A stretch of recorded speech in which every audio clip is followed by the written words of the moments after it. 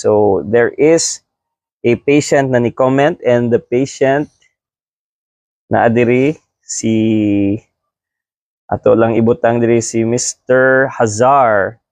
Long post ahead, and I'm going to read this long post.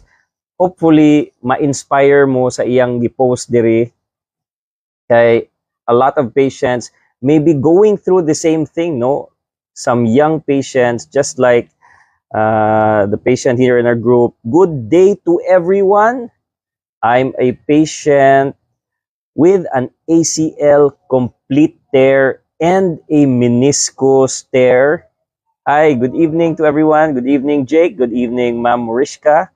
We're sharing the story of the post na natong last post diri. There's a patient who posted his recovery and showing sa video.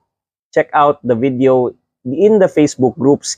He's walking around already day 1 after surgery, and he's already, out of the hospital na. So we're going to share his story, and it's a long post, so atong basahon. So good day to everyone. I'm a patient with an ACL complete tear and meniscus tear.